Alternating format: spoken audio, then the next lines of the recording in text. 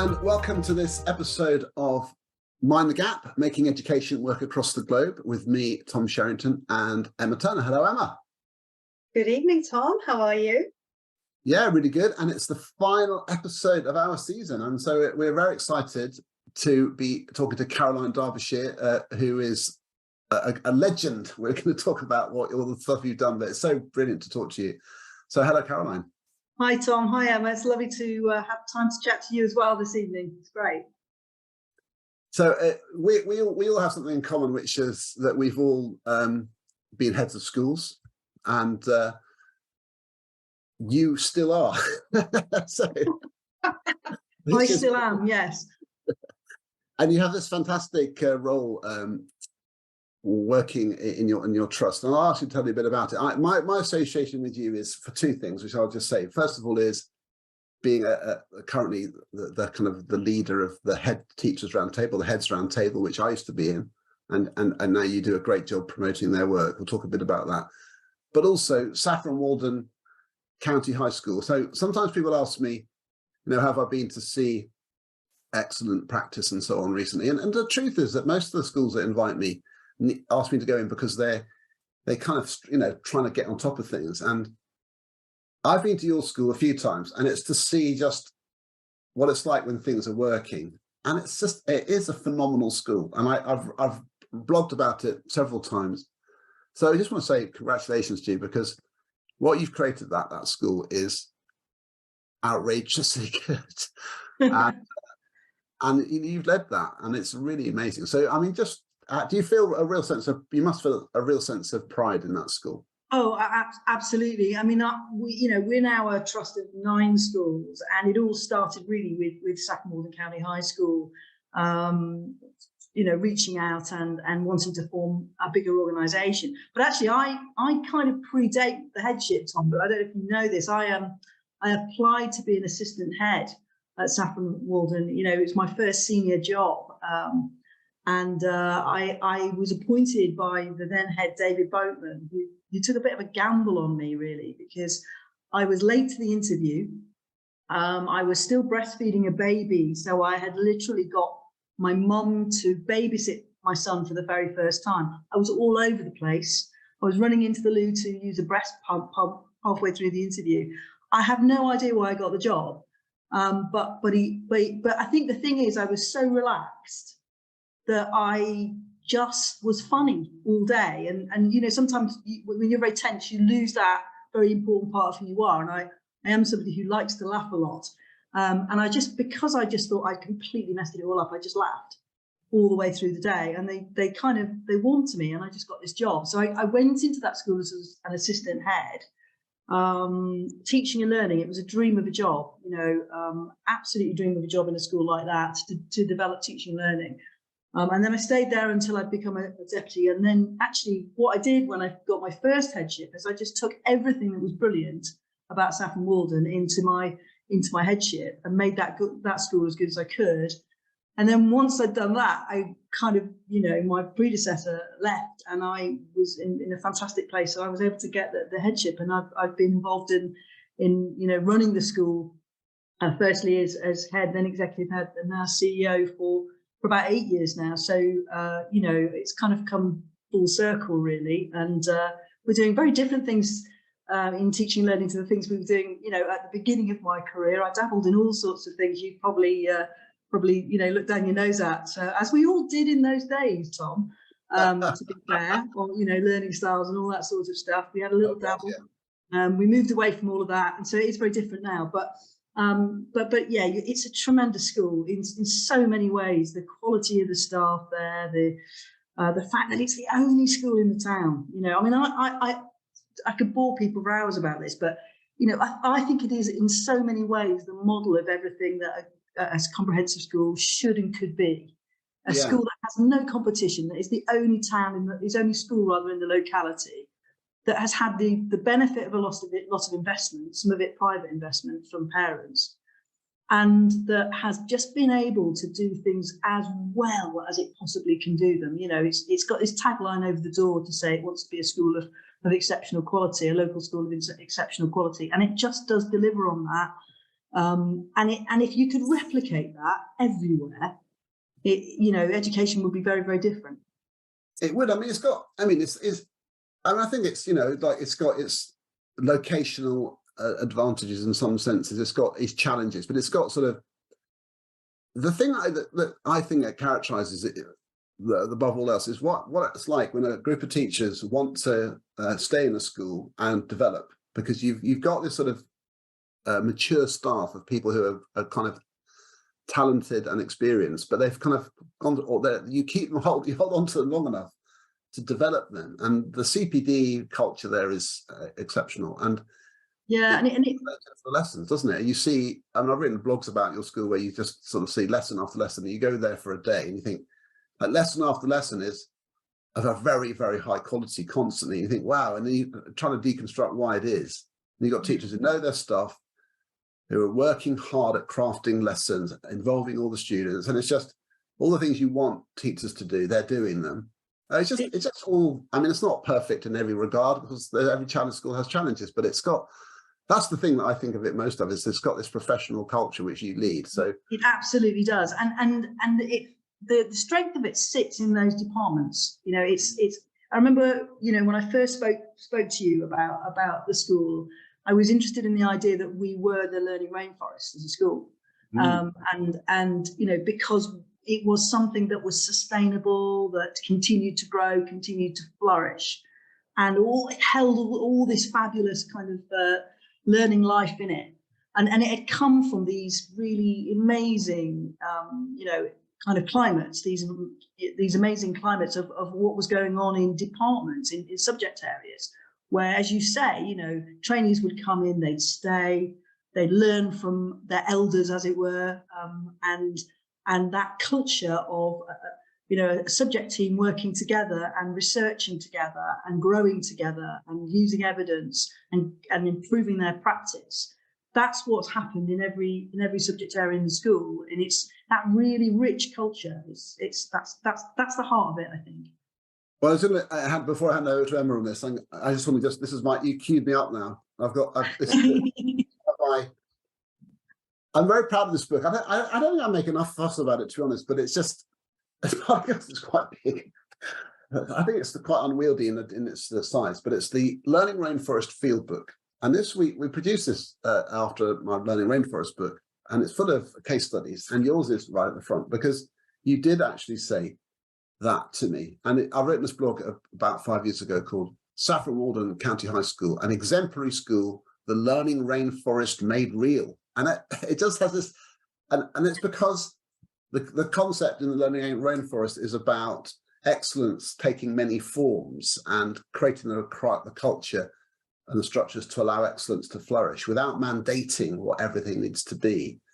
And that's what you do. You let people find themselves in that professional autonomy kind of driven process, but it's excellent. And I can reel off like samples of me, like it's probably the best DT lesson I've ever seen in your school, the best drama lesson I've ever seen in your school, some of the best MFL teaching I've ever seen is in your school. It's like, and it just stuck with me because it's just so strong, and that's like, it's quite rare to see that. So Emma, we could keep going about. Thank you. I'll hand over to you. What do you think about what we're saying here? I mean, it's have you ever been to Saffron Walden campus? Yeah, I'm just wanting to Google trains now to go to Saffron Walden.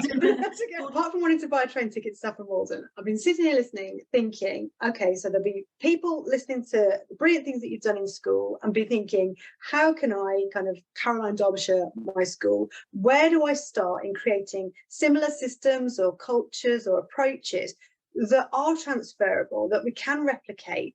And if so, where do I start? Maybe for somebody who's starting a new headship or somebody who's maybe taken on a new school, what are the things that you think, you know what, this really does work, you could start here? Okay, so my sort of belief is that you start with the people and you appoint really bright people, capable teachers. And this is where I'm in agreement, I think, with Bridget Phillipson over making sure that you appoint people of caliber, that they have got qualified teacher status, that they're really good graduates, and you give them great training. So that's kind of easy to say, isn't it? But, you know, you have to get in, you have to have skin in the game in ITT. And one of the things that Saffron Walden's always done is it's always had a training school. It was involved in the graduate training program right from the beginning. It's always had teaching schools. It's now got a teaching school hub associated with our trust. And we spend a lot of time focusing on that. And it's something that, you know, I was talking to Johnny Utley about the other day, about that's one of the things our two trusts have got in common, is that we put a lot of emphasis on people and a lot of emphasis upon training, and training people to think and develop as people who read and research and kind of have an independence in that, not that they're following slavishly a scheme of work that's been developed by the one bright person in the room, but actually that they can all do that, and they can all co-construct their curriculum together, because they've all gone through that process. And I've never really felt it was too much to ask of graduates to be able to do that. You know, my daughter's a young Cambridge graduate. You know, I was delighted when she said she wanted to go into teaching. And I just really hope that, you know, she's starting in a wonderful school in September. And I really hope that the school, you know, recognises that she's a person with huge talent and ability, and enables her to be creative and involved in the construction of learning, because that's the thing that I think is killing a lot of schools at the moment. In order to drive up exam results, they are turning into, you know, the plantation style environment where everybody's doing everything the same, and it has an impact on outcomes. Don't get me wrong, but what you don't get is that rich cultural development that comes from diversity. I mean, that's the heart of it for me. Does the training that you give people, I'm just thinking about, if you want to grow the same crop, you tend it in the same way. How does your training encourage the flourishing of that diversity within your systems? I think because we encourage people to ask questions, and to read broadly, and not to take anything as gospel, even if it's a really good best bet, to be critical in their thinking about it. Is it the right context? Is it the right subject? Does their lived experience contradict what they're reading? There are all sorts of things I think you have to bring intelligently to teaching, and to your own practice. And I think that sometimes we underestimate how skilled that is, as a thing to do, because it does require somebody who's developed kind of critical faculties to do that. And I think that's where having teams of people who are sharing all the time, who are asking each other's questions, who are comparing each other's practice, that's where you get that culture. You know what? I mean, this is one of the things that when I first started my blogging life 10 years ago, one of the first blogs I wrote, which sort of took off, and it still does. I mean, it's crazy how many people have read it, which is, again, about your school. And it was about your marking strategy. And I went to visit, and I reported on kind of the process. It was the CPD process that I was talking about, as much as the content. And the content was the idea of students responding to feedback. And you have this thing, I don't know if it's still used, but you used to call it closing the gap. And so in art, closing the gap means that you've done this piece of work, and here's some feedback with post-its on the painting, and you close the gap closing the gap between what it could be and what you've done so far, because by responding to the post-its. In languages, closing the gap was, I've made some annotations on a piece of writing, so try to take note of what I've said and improve your writing. And close the gap in maths meant, here's the ones you got right or wrong. And every subject had its way of doing that. And the CPD was a kind of about 4 or 5 rooms where different teachers were sort of doing a little show and tell of, this is how we do close the gap in our subject, come and listen. And so you would go to a room, and there'd be a teacher saying, this is how we do it in English, here's some books, here's some samples, 15, 20 minutes, right, let's cycle around, let's go and see another department. And it was the structure of the showing and the sharing was really deliberate. And this is a common theme of how do we respond to feedback was common, but the way it was done was through the autonomy and the professionalism of each team. It was just, that's how it was done. It was amazing. I thought, That's how to do it. That is how you do it, and there are some commonalities. I think, you know, the fact that everyone was using the idea of there is a learning gap to close, and that the expectation is a really high one for student, achievement.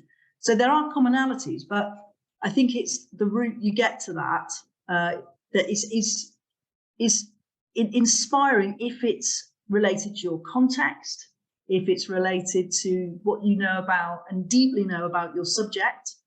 And I think where things fall down and people get disgruntled is when they feel that there are models that kind of that sit outside of their context that are being imposed. So, I mean, a classic one at the moment, for example, and I see it in my trust, is the Ofsted framework, which is really secondary, you know, specific, I think. I don't know if you agree with Emma, but I think it works all right. Don't poke the bear, Caroline. Yeah, I think it works okay for secondaries. I think it's not so great for sixth forms. I think it's not so great for early years, pretty useless for special, you know. So there's that, and too often we do this. We just don't look enough because I know research is expensive and it's complex, but we generalize from what's worked somewhere in a very specific space, and then try and make rules around it. And I've always resisted that. Well, that's music to my ears. The what works somewhere doesn't necessarily, it's not transferable, it's not directly congruent, it's specific to that context. That is music to my ears, Caroline. It can be. I mean, it's worth trying most things, but sometimes actually, you know, you waste an awful lot of time trying something that works in one subject area and applying it somewhere else. You can waste just, learning time and opportunities and so on. It's so interesting what you're saying there about this culture that you've fostered and you have done. The staff staying, and that's a kind of a fact of what you've done. But it's so interesting. And I went to this thing at the Wellington Education Festival last week, where David Weston from the Teacher Development Trust was talking about the evidence around teacher retention and the things that teachers say that want them to stay and make them want to leave teaching, and then the things which lead to teacher expertise, the research around what are the things which help teachers become experts. And guess what? They're the same. So the things which make teachers want to stay are things like autonomy, or a high degree of support and autonomy to make critical decisions. And that's how you become an expert. You need autonomy to make decisions, to learn how to make the decisions.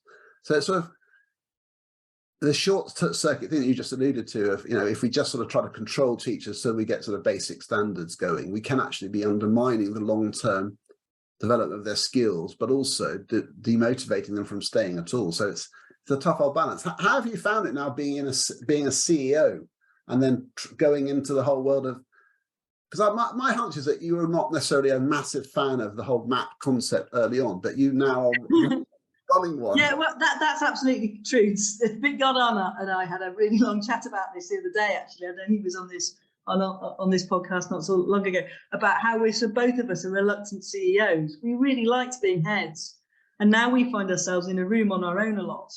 And I said, "Are you enjoying it?" And he said to me, "No, I don't really like it that much, Caroline. It can be quite lonely." And I said, "Yeah, it can be quite lonely, can't it?"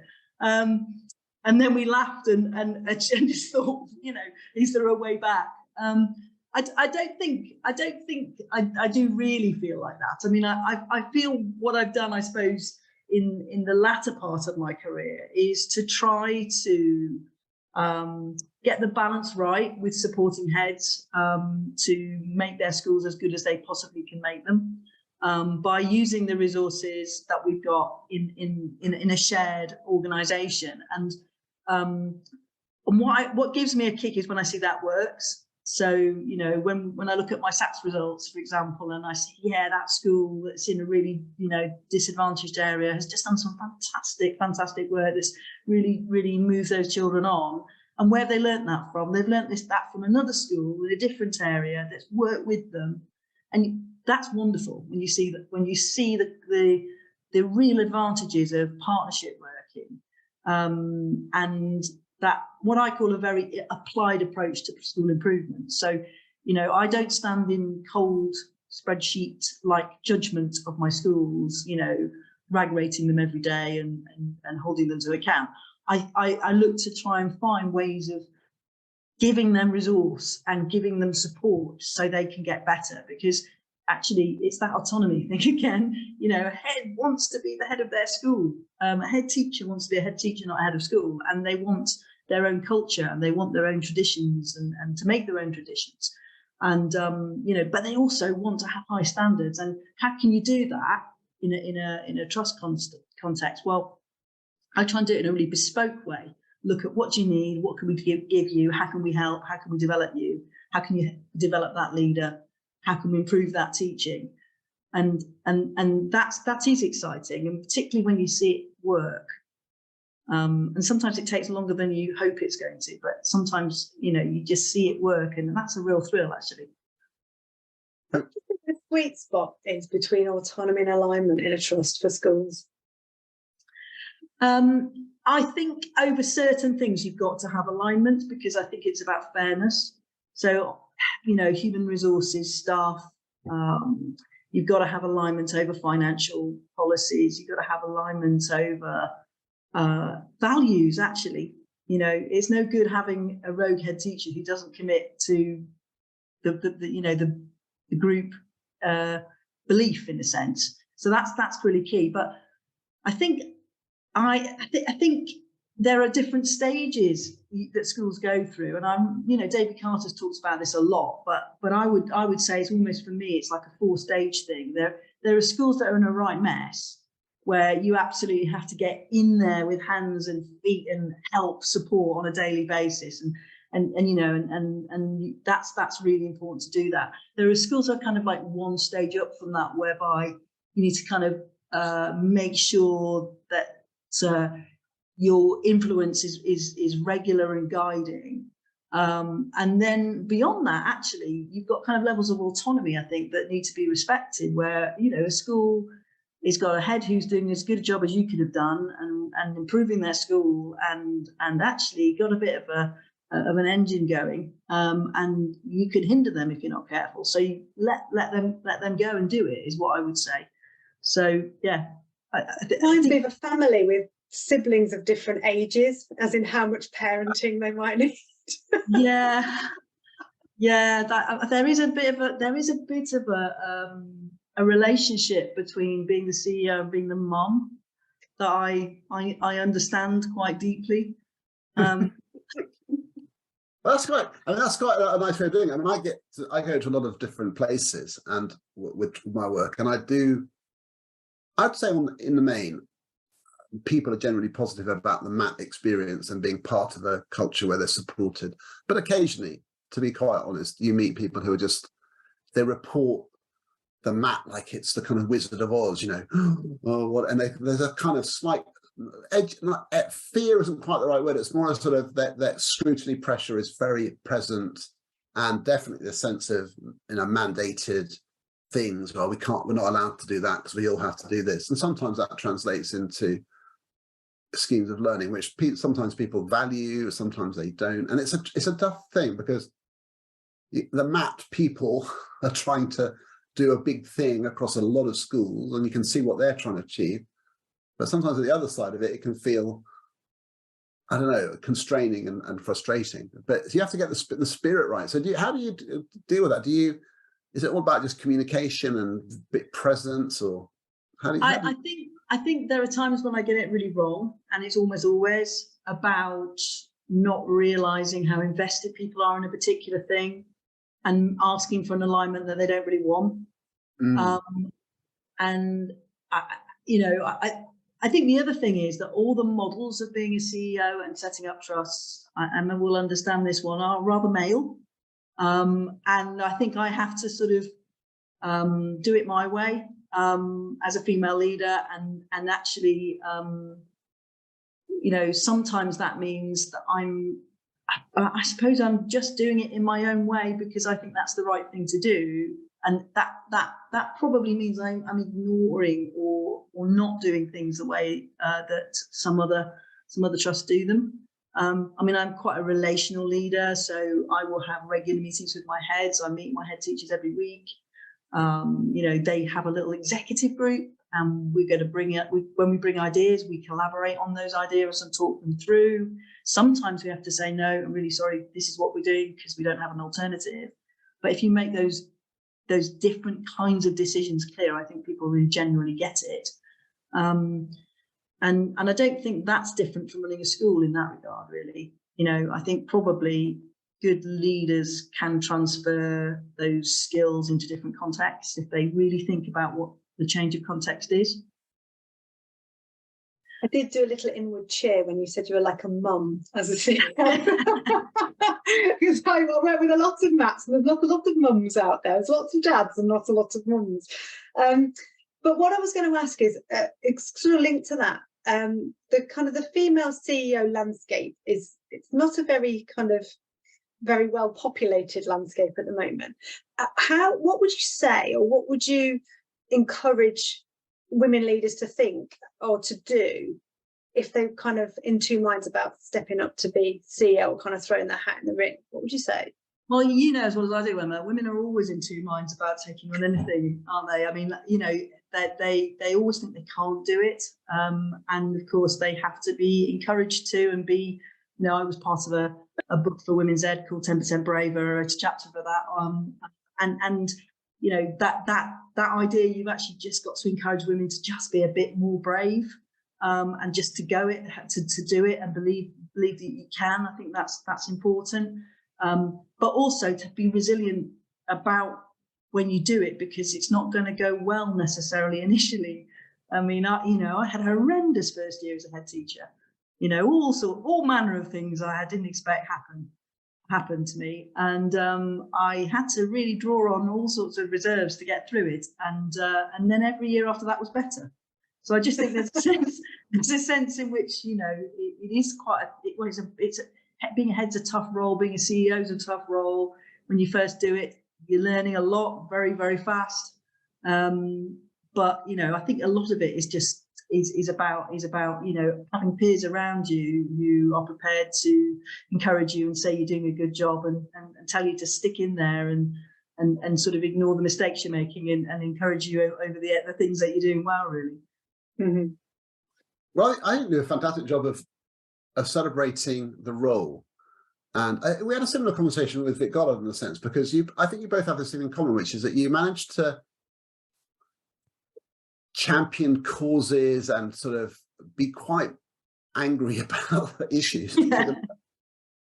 But at the same time, sort of really fly the flag for the kind of moral purpose of education and the role.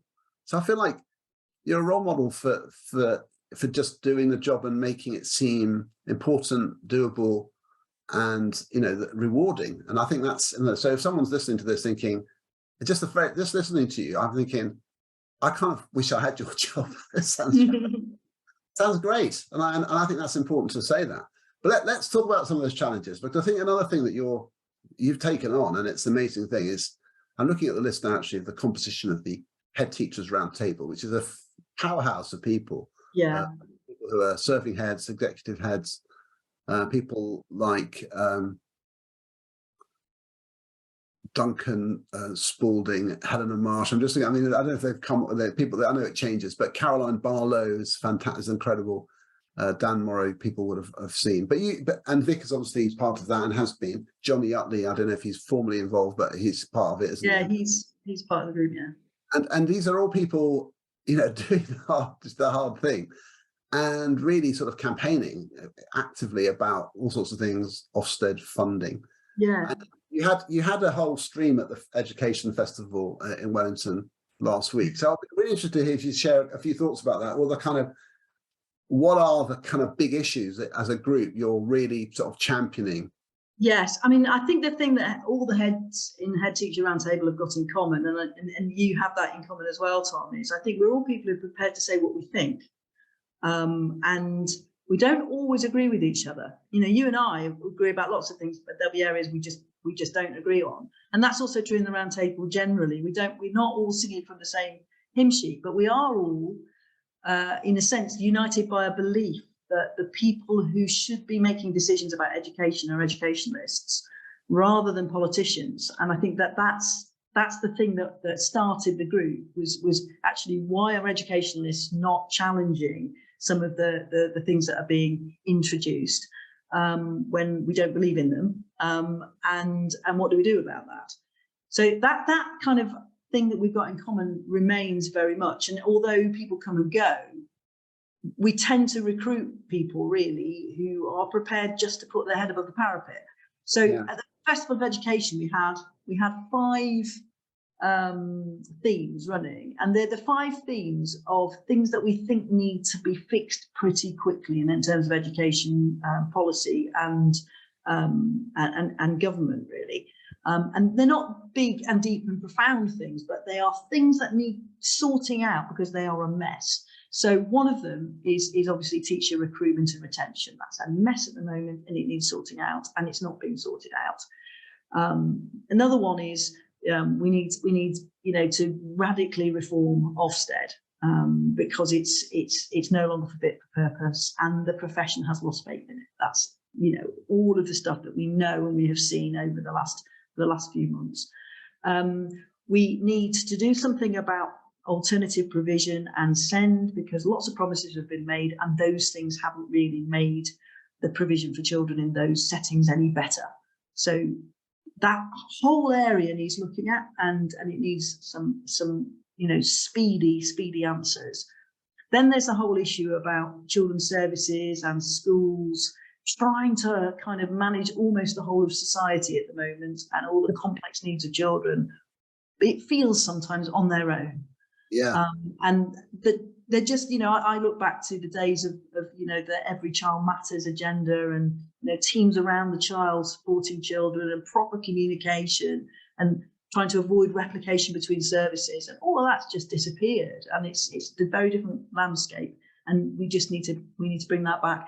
And then I think I've done 4, and then the last one is about taking the politics big P out of education more generally, and bringing it back to what educationalists are researching and saying about what's good practice in different subjects, and developing that practice in an intelligent and engaged way, and a creative way, and a hungry way as well. That we don't just accept one definition of what good, reading looks like, or what good oracy looks like, or whatever. That we're genuinely evolving in our thinking as a profession. Well, that should keep you busy. Yeah, 5 things. But what's interesting is at the moment is that people are listening. I mean, we're getting quite a lot of people listening to us, and people in influential places are listening, because they sort of know that things aren't good at the moment. Everybody knows that. Everyone recognises it. It doesn't really matter what political persuasion you have. Everybody knows it's not great. What I love about it is this, that you've carried the torch forward with this. And I mean, I valued being in the Heads Round Table massively. And when I stopped being a head, I kind of hung about for a bit, but I just felt you can't be in this group if you're not doing the job. So I just felt I had to stop. But it was, as a head, it gave me huge support, and that part of being a part of a collective is very powerful. And there's something about the fact that it's not affiliated, it's not a union, it's a kind of club in a way. It is, and it is that you just join because you're keen and you're up for it, and it doesn't have this huge sort of constitution or anything. It's just a kind of support group with a voice, and I think that's great because it's nimble and it's agile and it can say what it likes without fear. And so that's really brilliant, the way you've really banged the drum. And I feel like just that thing that you just said there about schools having to do everything and the lack of wraparound. It sort of, is it all just about money then? I mean, does it just come down to spend more money on education? To some degree, yes, it is all about money, but it's also about vision, and seeing society in a different way. I mean, there's this feeling that schools are responsible for all opportunity in society.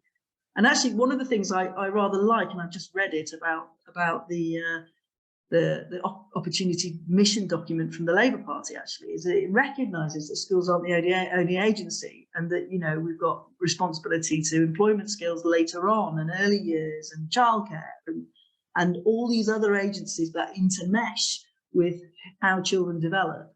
And that's where I sort of have my own belief is in that notion of that, you know, a village raises the child. Not that the school does it. And I think that it is a philosophical as well as a funding issue, Tom, I think. You can't be a head teacher and the director of children's services at the same time. It's just completely impossible, isn't it? It's just... Yeah, and also you're not playing to specialism. You know, yeah. We're specialist educators, but it doesn't mean to say that we don't want to be working with a range of other services in an intelligent and a connected way for the sake of individuals, because otherwise they just, you know, that people get treated as commodity and passed from pillar to post, and there's no holistic perspective on the individuals and their needs. Mm-hmm. This is the stuff that used to make me. I mean, this is some of the hardest meetings I've ever had. I remember having this meeting, like it was like literally my last few weeks of being head. So I was kind of like struggling. There's like 10 kids on a list. I just had a meeting with the big honchos at the local authority, and I said, look, what am I supposed to do with these kids? I mean, what can we do with them? Like, what setting is there where these kids will thrive and be happy? Because it's not this one. It's like, it's too big. They're breaking out of the classroom every day because they can't cope. It's just, we don't have the people. What kind of people do we need? Help me, like, and all they could come at to me was, well, you're accountable for this. You're responsible. I was saying, look, I'm sticking my hands up here. I don't know what to do with them. I honestly don't know what to do with them. And you're not able to answer my question. And I just thought that was just like appalling. Yeah. There was no place or service, and the kids weren't sort of special needs enough to go to the special school. They had chronic social deprivation needs. Their families were struggling. It was just, there's so many multiple factors there, and we were the ones having to do with it. Yeah. And you know what? And even in a really, really, you know, great school, you're still going to get a few you know, groups of children in every year group who are not accessing what they need to be accessing. And although it works for, you know, the vast majority, there's always that group you're going to have to make some really special arrangements for.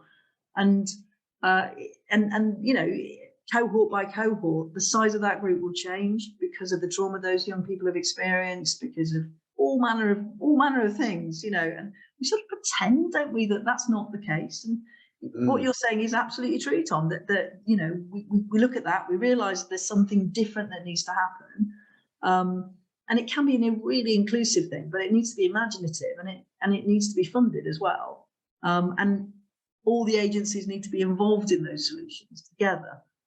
I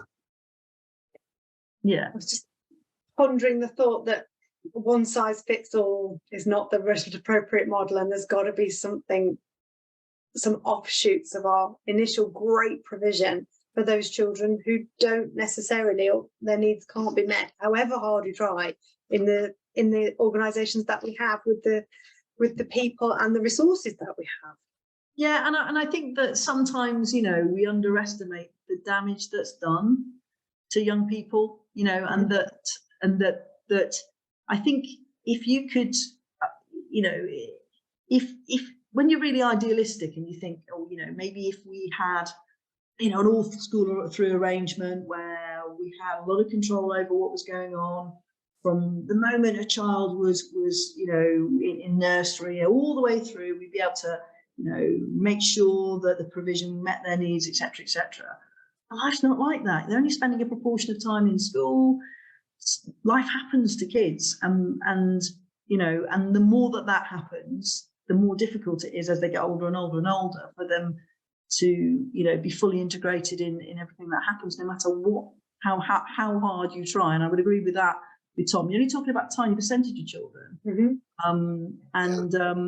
But it is still the case that in a secondary school, you do have to think about, as they go through the school, making some sort of serious adjustments and adaptations to programs. But you're right, it's a small number. I'm mentally scrolling through my years of headship on it, and it's not a massive amount of numbers of children, but it's that child's life, isn't it? And you've got to get things right for that child. And it may only be one child, two children, three children, but that's their experience and that's their life. And we can't just say, oh, it's only one or two. We've got to focus on right for them going forwards as well. Yeah. Well, I mean, without trying to sort of go into sort of part two, because we could talk about this. What's your main thing, like with because we talked about Ofsted. Emma and I sometimes do this an episode where we just talk to each other. We did one recently where we talked a bit about Ofsted, and I've got particular views about that. But what, in terms of your recommendations for things to do differently, rather than just say, scrap it, whatever. But what are you saying? Like, even the reality is, it's probably not going to be scrapped. It's just going to be changed. So, what would you be saying to like an incoming government? Do this.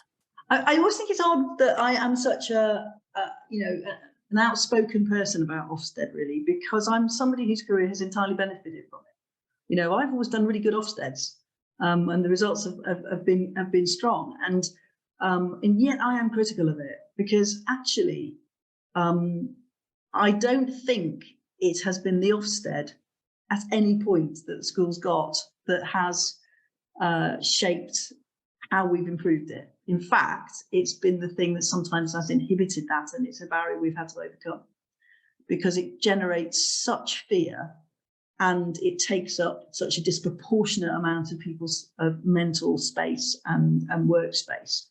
And, all sorts of activity that is entirely generated by the need to do well at Ofsted dominates schools at all times. So there's all those kind of perverse, incentives that Ofsted generates. The kind of cliff edge grading is ridiculous. I listened to Amanda Spielman talking about it last week, and she was sort of saying, well, parents need this. I don't know any parents who want their local school, but they don't sometimes have any choice about where they send their child to school. They send their child to the local school. That's most people, actually. Most people don't live in London. They don't have 3 schools on their doorstep. They have their local school, and they send their children to their local school. And if it's got a big, horrible grading sitting over it, it does nothing at all to help it to recruit the best teachers, or to retain the students it has. And that, of course, impacts on its finances and it impacts on the morale of the staff. And there's so many things that are just wrong about that grading system when you get the wrong side of it. So getting rid of all of that. Yes, every school's got to be accountable, and every school's got to be constantly wanting to do its job better. Of course it should do, but it doesn't need to be so high stakes and so cliff edge and so terrifying for human beings who are involved in the system. Well, that's for sure. I mean, I feel like, I don't know, you just wish that someone would just grab that by the nettle and say, look, okay, we're going to change that because it's not doing what it needs to. And I feel like until that cliff edge goes, it's going to be hard to shift some of the rest of it. But I personally, can I just say to you, I personally really appreciate your campaigning about this, because it's coming from a group of people who are highly effective, intelligent, sophisticated thinkers about education and are saying this. And you think, well, that your voices should be heard, because it's not like there aren't multiple other ways that we could conceive of holding schools to account, which doesn't have to do that. And some people are it's the lack of imagination around it, which just frustrates the head out of me. You think, you'd imagine this was the only way it could be done, and of course it's just so far. Absolutely. And any intelligent organisation has done so many different iterations of how to self-evaluate, hasn't it? We've done all of them, we've done all of them. We used to do mini Ofsteds. We used to do area reviews, which were like mini Ofsteds, but in areas. We've done, targeted, graded, Michael Wilshaw's flipboard style walking about stuff. We've done not doing it at all. We've done leave it to the departments. And we don't do any of that anymore. And schools have they've intelligently reflected on their own, evaluation of quality and changed. And yet Ofsted has just not, has it? It's just carried on. And every time it changes, it kind of tightens itself up to become even more punitive. Like that's going to be the thing that really works. Yeah. What gets me about the system is that you kind of move your school forward when you've got a really clear picture of usualness. This is what usually happens here. So this is the point from which we can start moving forward, from the point of usualness. And I don't think there's anything more unusual than what happens during an Ofsted, where they come in for a short period of time. Everyone's doing either something brilliant that they don't normally do or something utterly mad because they've completely, lost the ability to think clearly. And there's the most unusual way of measuring what should usually be happening, because usual is made up of highs, lows, bits in the middle, to build that picture. And you can't build that picture necessarily over those 2 days. And it always makes me smile that to comment on the usual practice of an organisation, you do in the most unusual circumstances. You're quite right. It's and people change their behaviours, don't they? Oh gosh. Yeah, the children change, the staff change, people appear on corridors who are never normally seen. All sorts of things happen during those inspections because of the level of fear and because of the cliff-edge nature of it. And it's I always think it's such a contrast. My financial officer, Paul, often says, "Oh, we've got our auditing. That's our Ofsted." He'll tell me, and I say, "No, it isn't, Paul. Actually, if Ofsted was like the audit, the financial audit, you'd have a relationship with this person. They'd come and sit in your office for a week. They'd pore over things. They'd ask you for stuff they hadn't seen. You'd have a long chat with them. They'd come out and say, 'What do you think of my findings?' And you'd say, 'Yeah, I think I can prove that isn't the case.' And actually, what's the worst that can happen? You get a document that has some actions on it. It's not cliff edge. Nobody loses their job. And yet you've got stuff to do the following year to improve your financial, management, or you haven't. And it's just not.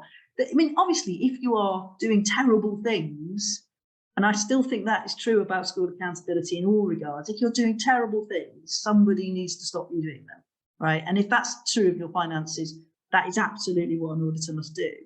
But if you're doing a reasonably good job, it's not a painful experience having an audit. No, exactly. So it's and that's the thing. But I think you get that balance right, and it's great to have people who are sort of winners in the system in a sense. I mean, who are sort of also able to critique it, because sometimes that isn't the case. And you're brilliant for just representing a whole range of schools through chairing the Heads Round Table, but also just your general advocacy. Thanks. I mean, one of the things I think is really important is that you don't believe your own hype. I mean, I get sometimes quite irritated by some educational figures who really do believe they're as good as other people tell them they are. And I think that I better make a note of that. yeah, but it's having that kind of humble, self-critical. Actually, I'm a bit of a wazzock approach. I think it's incredibly grounding, and important. And, it's true, and that comes over. But I'm gonna sort of we're gonna have to wrap it up in a minute, Caroline, because we have the producer channel sort of telling us the time. It's like knocking on the door at the moment, sort of digitally saying we've got to finish up. But I just think what you do is fantastic. So I kind of going to wrap this up really by just going there. I just think that because you walk the talk and you've delivered such an amazing school through all the processes, not by being some sort of giant hero, but through building a team, cultivating a culture, and sort of celebrating all those things that are so important. It really works. And I'm going to go back to this thing. I'm going to read it out because I wrote this 5 years ago. I visited, and it says, I talk about all these lessons I saw, and it says, I hope the details go some way to illustrate the learning rainforest. Superb conditions, deep knowledge, exciting possibilities, culture and systems, rigor, teaching to the top, teaching for memory and recall, but also joy, awe and wonder in plentiful supply. It's a truly wonderful school that many could learn from. And I end up by saying, excellence like this doesn't happen by magic, but you've created something very special. And I just think and you can just listen to you now, you can see why, because it's all about the balance of intelligent understanding, but also the right kind of spirit. And I think that's brilliant. And, I really think people can learn a lot from you. I certainly have. And I want to say a huge thank you to you for all you're doing. Oh, thank you very much, Tom. I am still a WASIC. You may say so. But you don't want to have to believe my hype, but I feel like it's worth, because you're not going to do it for yourself, so I'm going to do it for you. But I think it's brilliant. And I don't know if you want to get loads of people, you're going to get loads of people want to come visit your schools now, but which I'm sure you'll have some way of dealing with that. But also thanks for keep championing the Heads Round Table. It's a brilliant organisation, and it's without your voice, I think would be, there aren't enough people who are saying the things you say, and it's brilliant that you're there sort of supporting that group to do its work, which again you do in that very collaborative, collegiate way, which is so good. So thank you so much for being on Mind the Gap. Thank you. I mean, it's been lovely to talk to you, and I'm really proud to be part of the Head Teachers Roundtable and to be part of that collective of voices, because they are also so inspiring and so supportive as a team as well. I was going to ask Caroline, before I say thank you, how people can find out more about the Head Teachers Roundtable, how they can follow the work that you do, potentially get involved. What's the process and what's the contact details for getting involved? We hold events every now and then. So we usually have a strand at the Festival of Education. We don't have any subs or any membership as such. So we've got no money that we can use to put on events, but we do sometimes get sponsored by groups like, Schools Week or whatever to put on a conference, and hopefully we'll be able to do something like that in the course of this year, which will just be entirely, cost neutral. And I think the other thing is just to sort of read the blogs that come out, comment on those, get involved in discussions, because if you're the sort of person who, has strong feelings about education and is prepared to listen to other people and prepared to be a bit brave in terms of saying what you think, you might be the sort of person that might like to take part in the kind of discussions that we have over policy with politicians and with anybody who'll listen, really.